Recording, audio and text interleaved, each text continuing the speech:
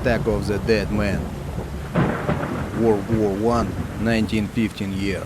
The Osowiec Fortress was built in the 19th century in the Russian Empire in what is known Eastern Poland to protect against Germany. During World War I, the fortress was subjected to serious attacks by the Germans. The first attack on the fortress took place in September 1914.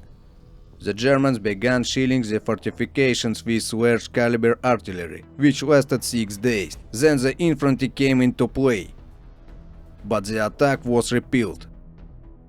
The fortress at that time was of great strategic importance. It was impossible to bypass it. The second attempt to storm began 6 months later, in February 1915. The Germans brought in even heavier 420mm guns.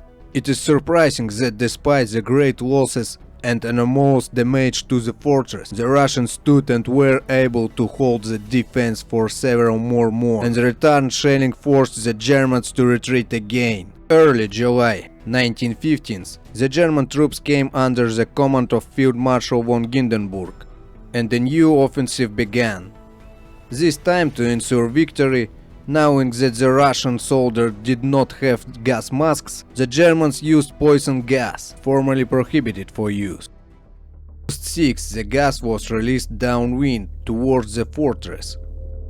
Along with the shelling, the gas moved towards the Russian position. The grass turned black and the leaves on the trees turned yellow. The guns and shields were covered with a green layer of chlorine oxide. Everyone was poisoned. The gas penetrated the lungs and affected the skin. The soldiers used different rags soaked in water so that they could somehow breathe. 4 companies of soldiers were completely destroyed by the gas attack.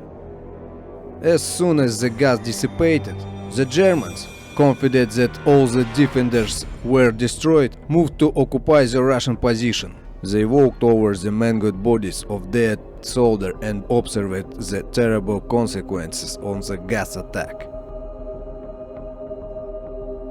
But what was their surprise and fear when they came close to the fortress and saw living Russians, who looked like dead people rising from their graves, wrapped in rags with blood and barely resembling a human face. Were spitting blood and pieces of lungs on the ground, ran into bayonet attack. This terrible sight plunged the enemy into panic. They began to hastily retreat back to their position, crushing each other and running into their own barbed wire. Rifle and artillery fire opened on the retreating soldier. The attack was repelled. About 100 people remained alive. 2 weeks later they were evacuated. Later the newspapers would call it the Attack of the Dead Man.